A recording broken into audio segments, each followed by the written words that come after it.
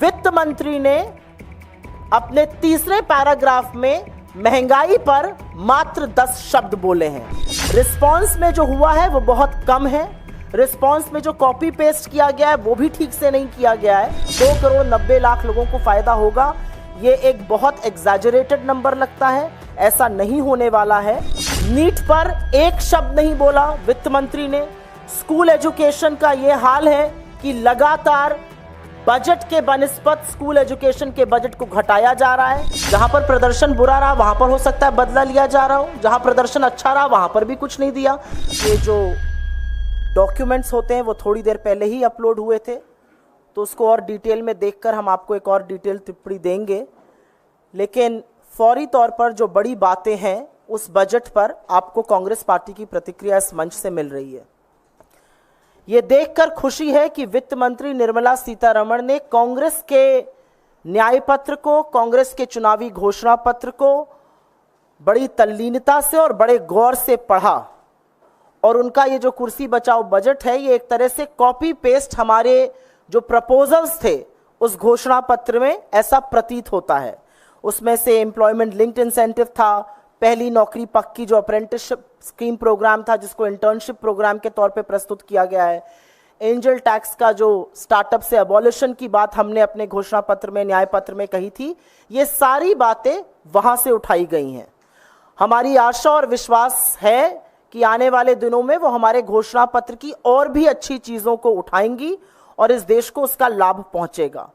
यहां पर मोटे तौर पर 7-8 अंकों में कुछ बातें हैं जो हमारी आशा थी और उस पर इस बजट का रिस्पांस क्या रहा है उसको अंकित कर देते हैं।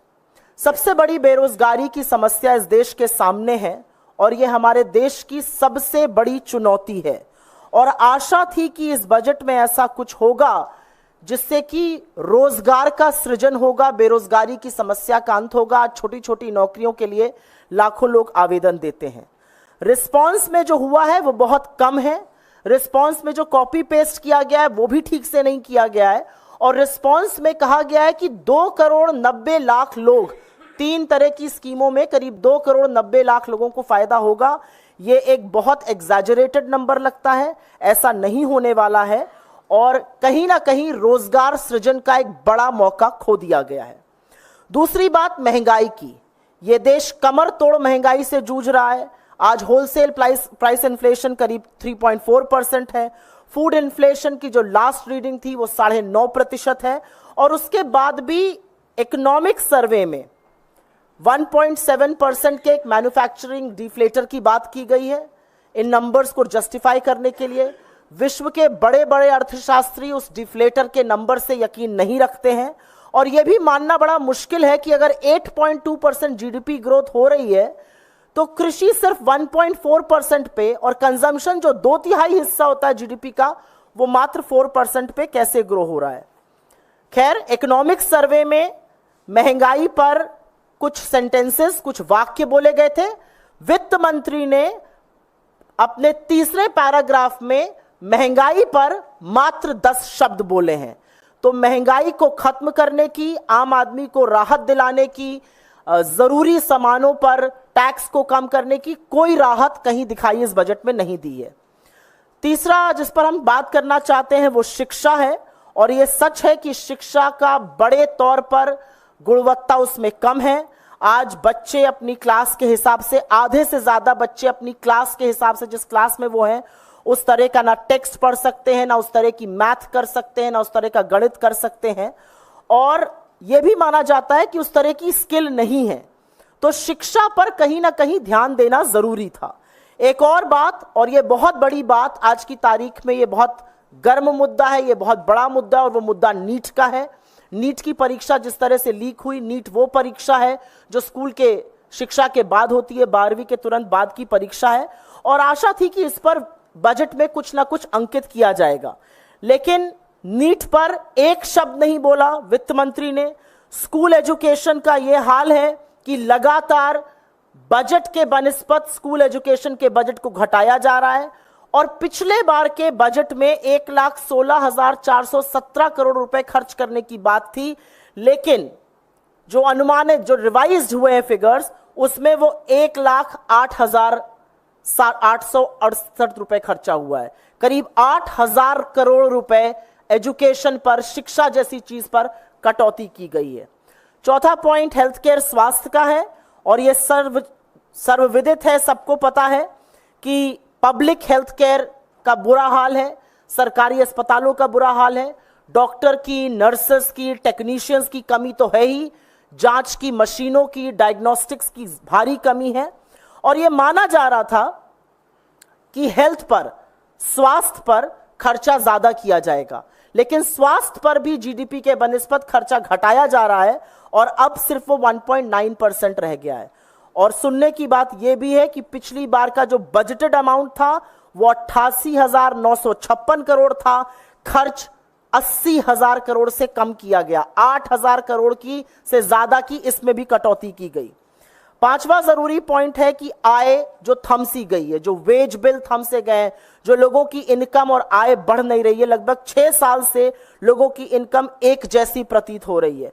वर्ष 2017 से 18, वित्तीय वर्ष 18 से 23 के बीच में जो स्वरोजगार पाते हैं वो 12,800 रुपए कमाते हैं प्रति माह, जो दिहाड़ी मजदूर हैं वो करीब करीब 7,400 कमाते हैं, और जो मजदूर हैं वो 19,750 कमाते हैं। हमारी हमेशा से डिमांड रही है, हमारे मैनिफेस्टो में रहा है कि 400 प्रतिदिन की न्यूनतम आय हर श्रेणी की होनी चाहिए। इस श्रेणी की जो आय है, मजदूरों की जो आय है, वो 400 रुपए प्रतिदिन पर फिक्स किया जाए, ये हमने अपने घोषणा पत्र में डाला था। लेकिन असलियत यह है कि 0 से 20% टैक्स ब्रैकेट के अलावा किसी भी टैक्स देने वाले को कोई राहत नहीं है, और खास तौर से दिहाड़ी मजदूर, वो लोग जो शायद टैक्स ब्रैकेट में नहीं आते हैं, जो गरीब और गुर्बत से जूझ रहे हैं, पिछले 6 सालों में जिनकी इनकम नहीं बढ़ी है, उनको कोई भी राहत, कोई भी रियायत नहीं दी गई है। छठा बड़ा पॉइंट, और यह कृषि को लेकर है। हमारे देश की 65-70% लोग कृषि से संबंध रखते हैं। एक ही मांग लगातार किसान कर रहे हैं, किसानों की शहादत भी हो गई, किसान आज भी मांग कर रहे हैं कि एमएसपी की कानूनी गारंटी हमें मिलनी चाहिए। इस कानूनी गारंटी का उल्लेख उस घोषणा पत्र में भी है कांग्रेस के, जिससे कॉपी पेस्ट करने का तमाम काम वित्त मंत्री ने किया है। काश उन्होंने यह भी किया होता, लेकिन रिस्पांस में उन्होंने कृषि का बजट घटाया है as a percentage of the budget, और एक यह भी सत्य है कि एमएसपी की लीगल गारंटी पर, कानूनी गारंटी पर उन्होंने एक शब्द नहीं बोला है। सातवीं बड़ी बात, एजुकेशन लोन्स को लेकर कहा गया, और क्योंकि इतनी ज्यादा बेरोजगारी है, लोगों की आय कम है, महंगाई ज्यादा है, जो एजुकेशन लोन लिए गए थे, हमारी ये मांग थी, हमारे घोषणा पत्र में भी हमने अंकित किया था कि एक बार जो आउटस्टैंडिंग एजुकेशन लोन्स हैं उनको माफ कर दिया जाए। लेकिन ऐसा नहीं हुआ, और रिस्पांस में एजुकेशन लोन देने की बात हुई, लेकिन जो एजुकेशन लोग लेकर आज जूझ रहे हैं उस एजुकेशन लोन को चुकाने में, क्योंकि उनको नौकरियां नहीं मिली हैं, उनके परिवार की आय कम हो गई है, वो महंगाई से जूझ रहे हैं, उसके बारे में कुछ नहीं किया गया, और वो जरूर इससे निराश होंगे। अंत में एक बहुत ज्वलंत और बहुत बड़ा मुद्दा इस समय अग्निपथ स्कीम को लेकर है। लगातार हम देख रहे हैं कि सेना उसका विरोध कर रही है, लगातार शहीद परिवार उसका विरोध कर रहे हैं।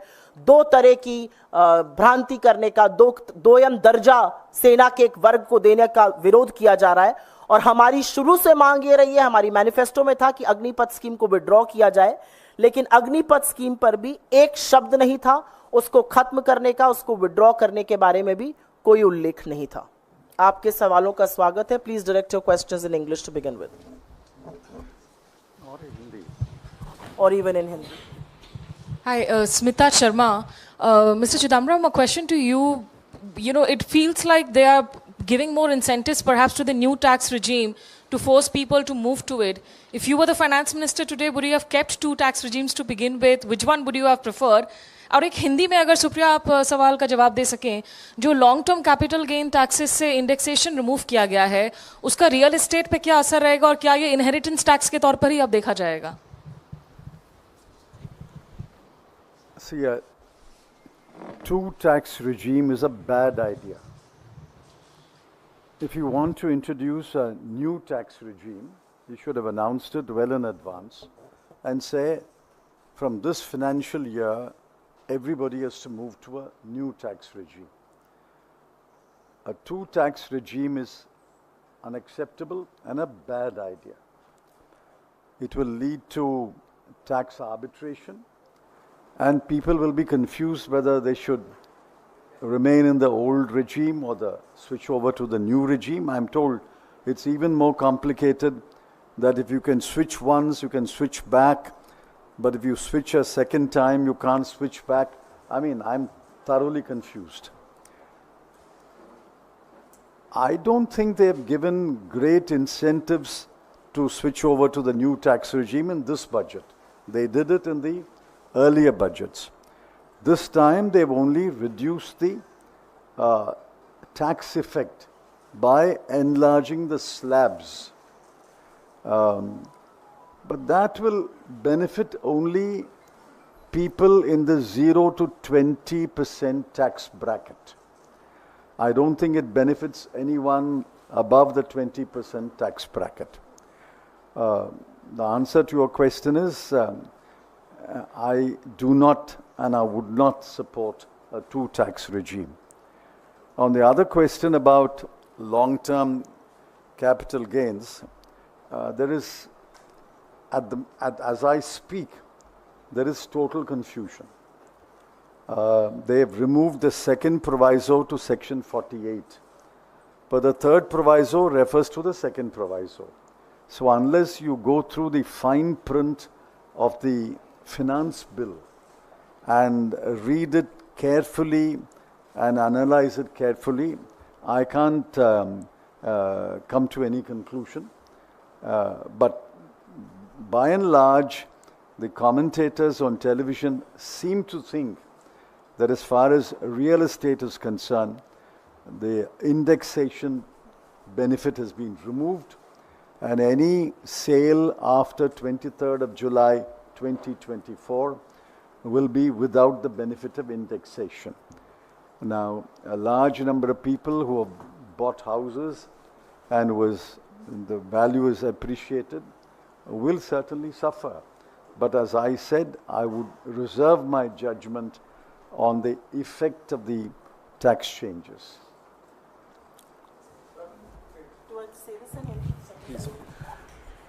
जैसा कि चिदम्बरम जी ने कहा कि एलटीसीजी और इस पर बहुत कंफ्यूजन है.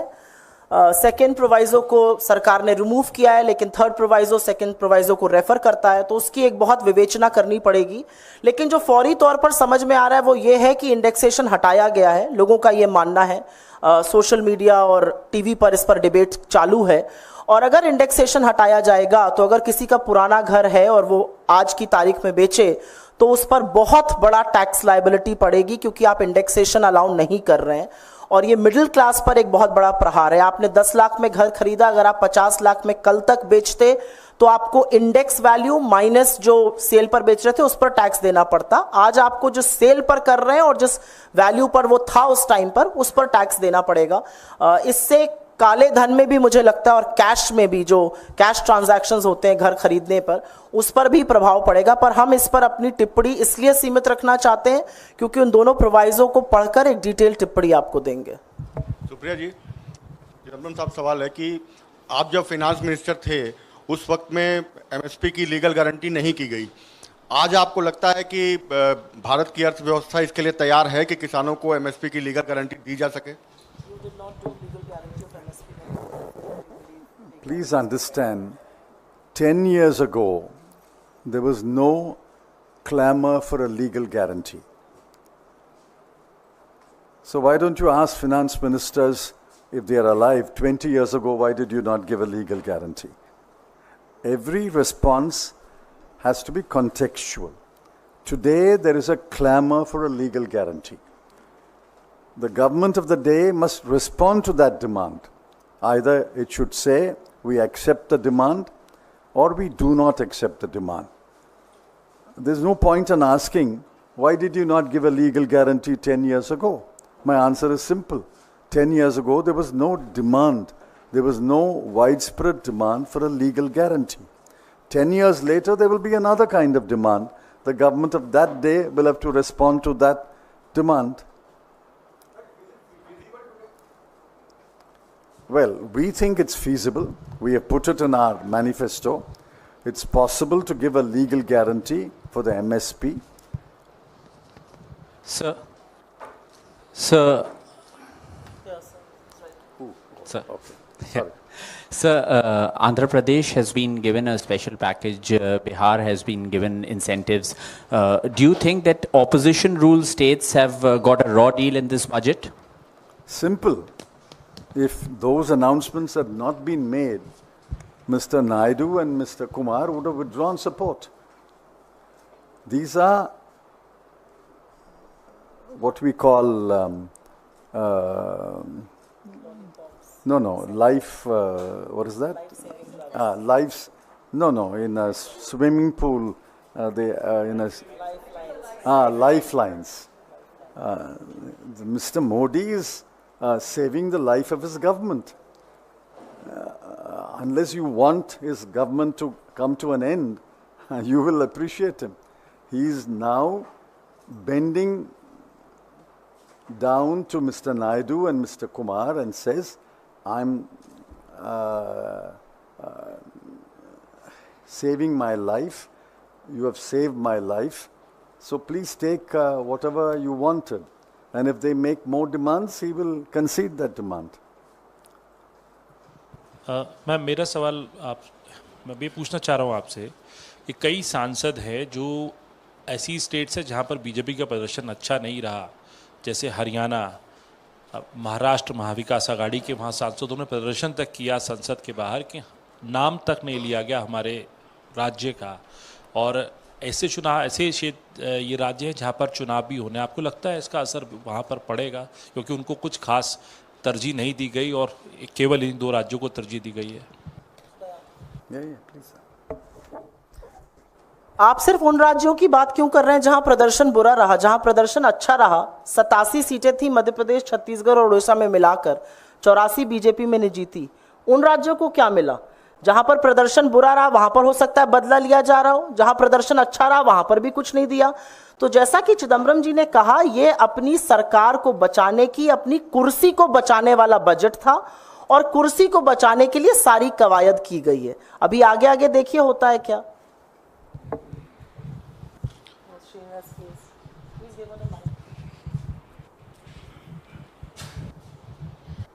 Sir, earlier the Congress party have made several demands regarding the railway safety, but in this budget there is no such kind of announcements or something which is being promised by the government that has not been fulfilled regarding the safety of railway, and no such kind of budget which can give some relief to the common man, because the manner in which the ticket fares have been increasing, so no such relief has been given. What's your response to that, sir? There are many demands relating to the railway. If there had been a separate railway budget and there was a railway minister presenting a budget, these matters would have come up prominently.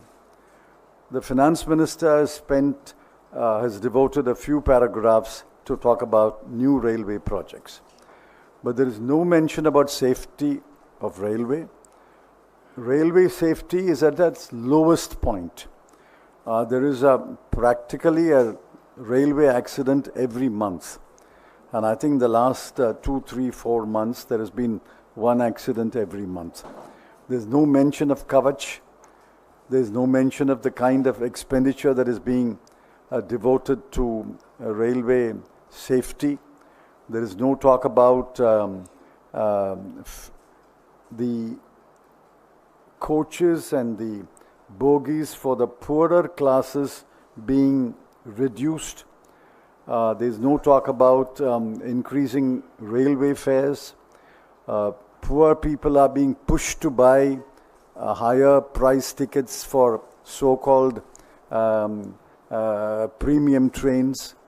I think there is a lot of issue about the railways. We have demanded a separate discussion on railways, but that was denied in the last occasion. Let us see if in this budget session the government will agree to a full-fledged discussion on railway, either in the demand for grants for railways or as a separate discussion.